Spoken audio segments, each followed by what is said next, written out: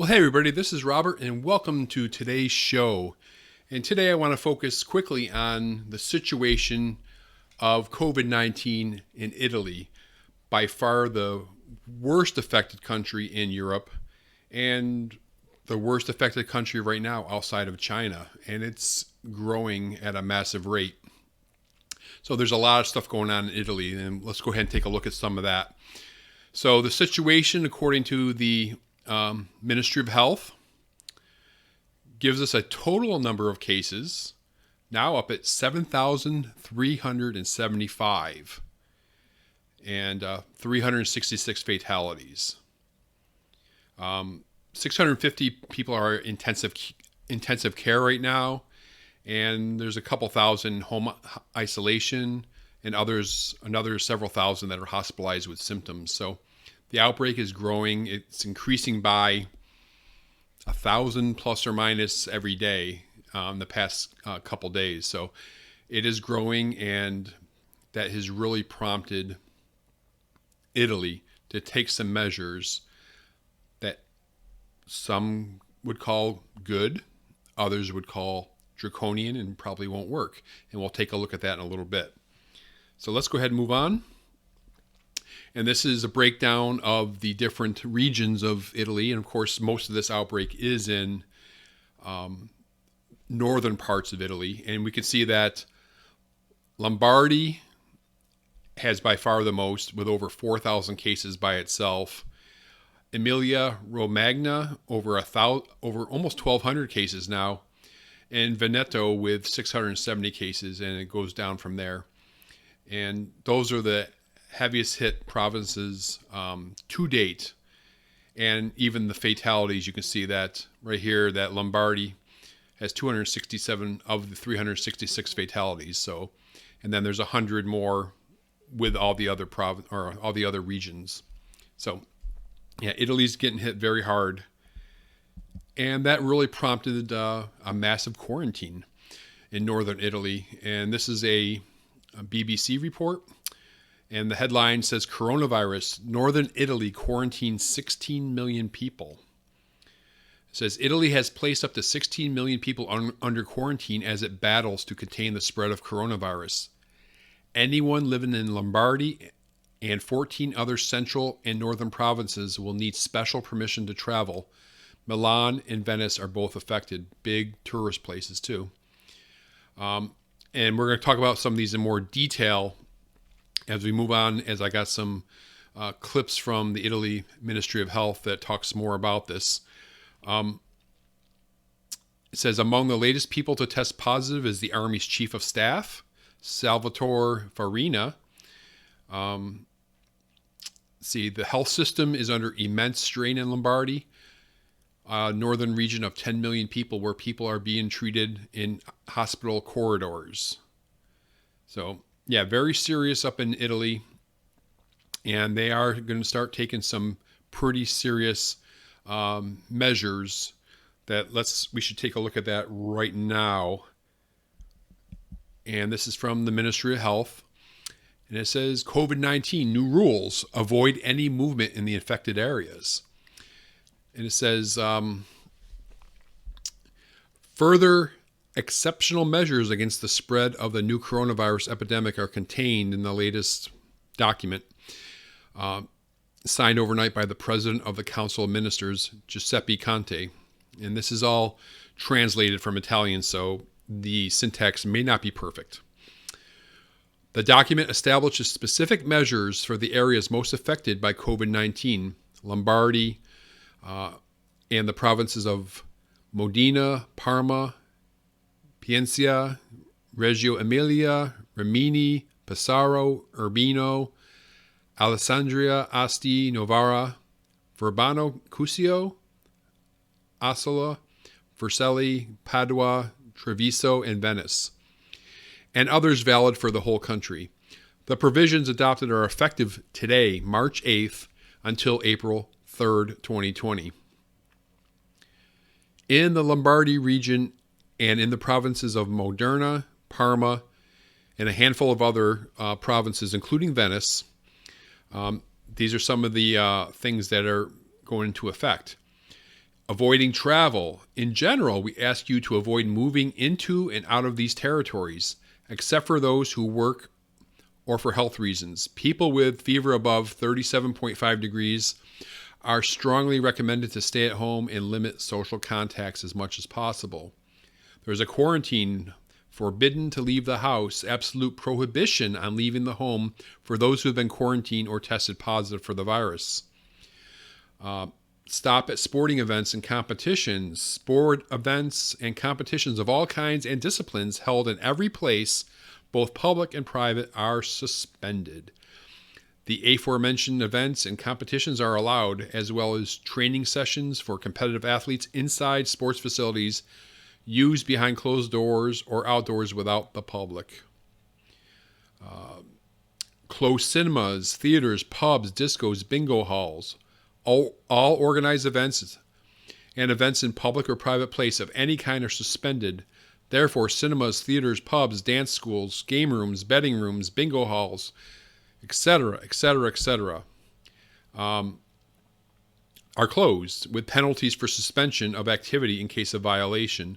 Schools and universities are closed. Ceremonies and funerals are suspended. Places of worship only if they can enforce the interpersonal protection distance of at least 1 meter. Civil and religious ceremonies are suspended, including funerals. Museums are closed. And no damage for the tourist industry in Italy.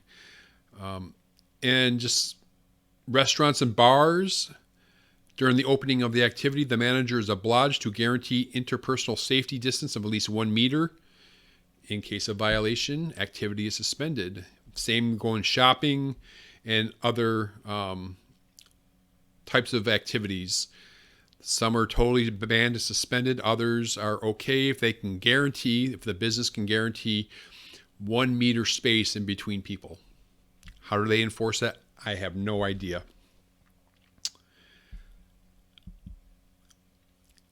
And here it just talks a little bit more about that. Measures for the whole national territory, for the whole country. Stop of medical conferences. All congresses, meetings, gatherings, and social events involving health personnel or personnel employed in essential public services or utilities are suspended. And then it talks about a lot of the other stuff we've already talked about. Gyms, swimming pools, and sports centers. Sports activities outdoors or inside gyms, swimming pools, and sport centers are allowed only in condition, if it is possible, to respect the interpersonal distance of 1 meter. So again, a lot of the things that we already saw. And again, I have no idea how they could possibly enforce this. All right. And that really brings me to the last piece of information. And this really is a comment by an expert that we see on social media frequently and see on TV quite a bit these days, Dr. Amesh Adalja. This is a gentleman that I've had on the podcast a number of times over the past several years. Very good guest. And he did tweet out something, and there's some people that are debating, maybe questioning what he said.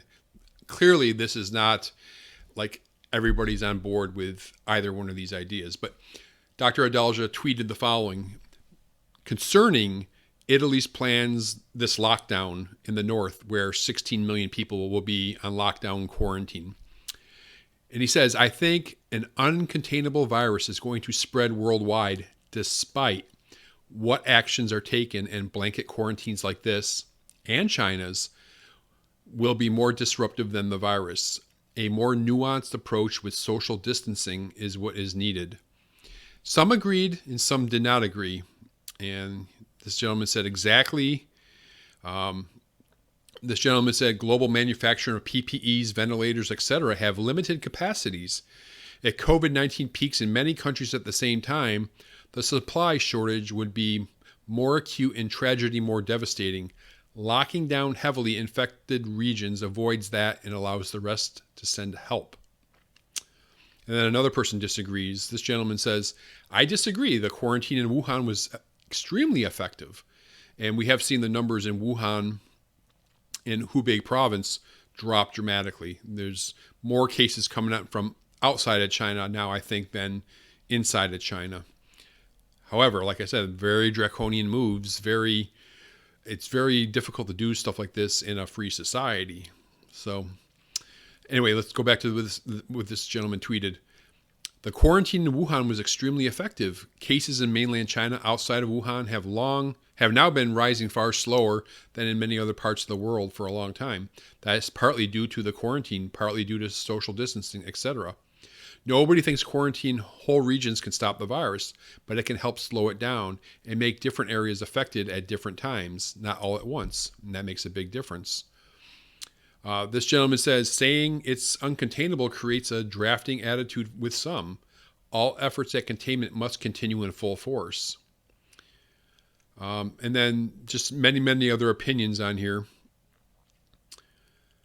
Let's see. Let me find another one that I thought was very applicable.